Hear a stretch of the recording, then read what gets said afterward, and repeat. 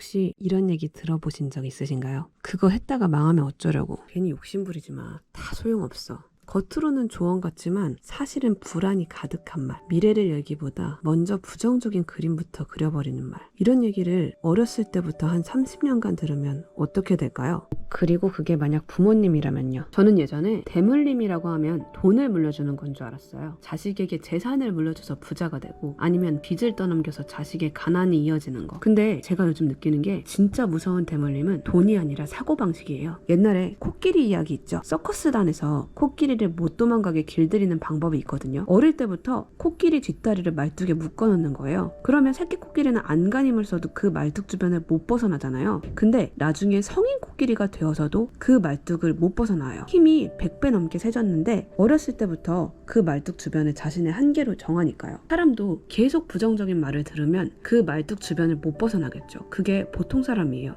그래서 보통은 그 정도의 삶을 살게 되는 거고요. 근데 아주 드물게 그 말뚝을 끊어버리는 사람이 있어요. 우리가 개천용이라고 부르는 사람들. 현대그룹 정주영 회장이 대표적이죠. 6남 2녀 중 장남으로 태어난 정 회장. 당시 아버지는 정 회장이 고향에 남아 착실한 농부가 되어서 7명의 동생들을 책임지길 바랬어요. 하지만 정 회장은 더 큰 세계로 나아가고 싶었죠. 그래서 몰래 몇 번을 도망쳐 도시로 왔어요. 그때마다 아버지는 눈에 불을 켜고 잡으러 오면 이렇게 말했어요. 난 시골 사람 서울 와 잘된 꼴을 평생 단 한 번도 본 적이 없다. 누구는 땅 팔아 서울 와서 술 먹고 알거지가 되고 누구는 공부한다고 뛰쳐나왔다가 죽고 우리 집안에서 집 버리고 서울로 온 사람은 하나같이 다 망하고 끝났다. 그러니 너도 집으로 가자. 이 세상 부모치고 제 자식 잘되기 바라지 않는 이가 어디 있냐. 네가 크게 될 수 있으면 안 말리지. 그러나 너는 보통 학교밖에 못 나온 촌놈이야. 서울엔 전문학교까지 나온 실직자가 들끓는데 무식한 네가 잘 되면 얼마나 잘 되겠냐. 뭔가 익숙하지 않나요? 지금도 그런 부모님들 많이 계시죠?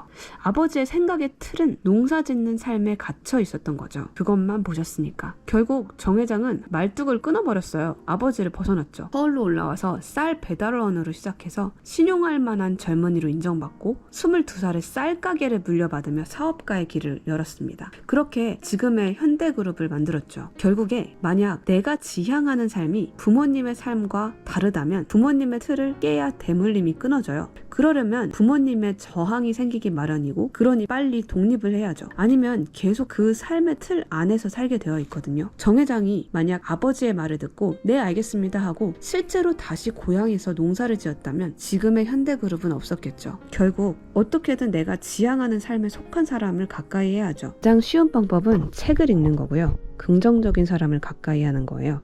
이건 내가 선택할 수 있으니까. 근데 이게 부모님의 삶을 존중하지 않는 건 아니에요. 정주영 회장의 자서전에서 첫 문장이 이렇게 시작되거든요. 아버님과 어머님의 그 부지런하심은 나의 일생의 가장 은혜로운 교훈이었고 오늘의 나를 있게 한 첫째가는 유산이다. 그래서 그런 사고방식이 대물림되는 경향이 있지만 저는 그렇게 노력으로 그걸 끊어낼 수 있다고 봐요. 우리가. 그리고 그럴 수밖에 없었던 부모님의 상황마저 좀 긍정적으로 받아들일 수 있다고 봐요. 상황은 해석하기 나름이니까.